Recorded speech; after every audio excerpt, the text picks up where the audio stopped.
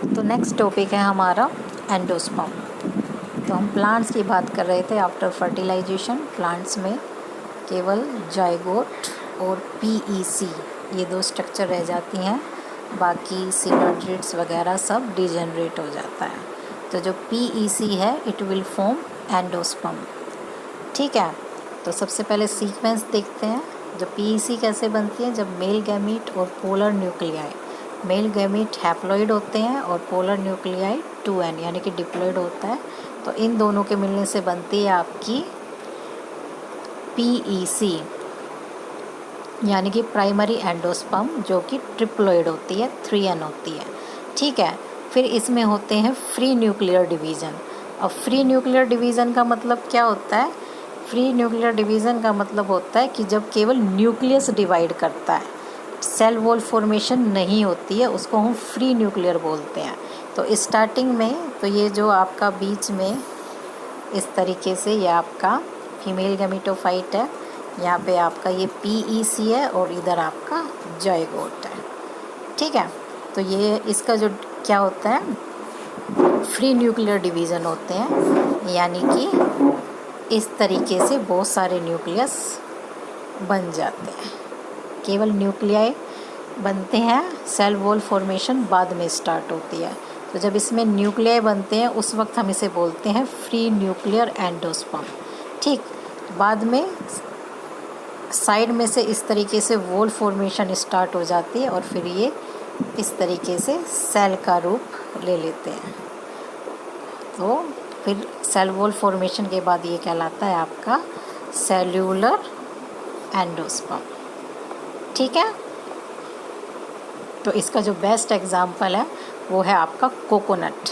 Coconut में इस तरह की स्ट्रक्चर होती है।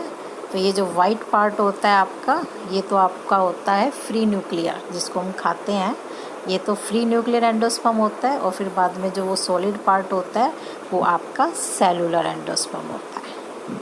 ठीक,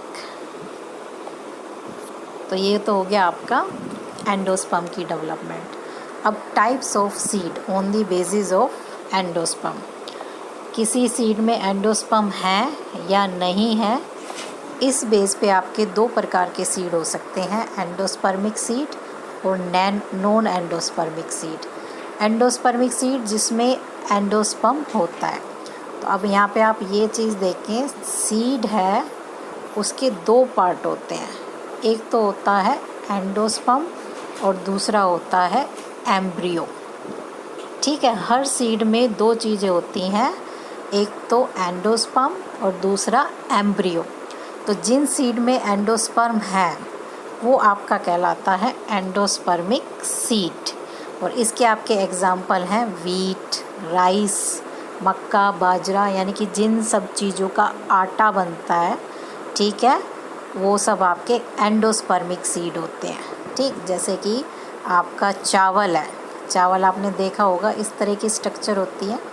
तो यहाँ पे ये जो ये जगह होती है, ठीक, यहाँ पे एक्चुअली में इसका एम्ब्रियो होता है।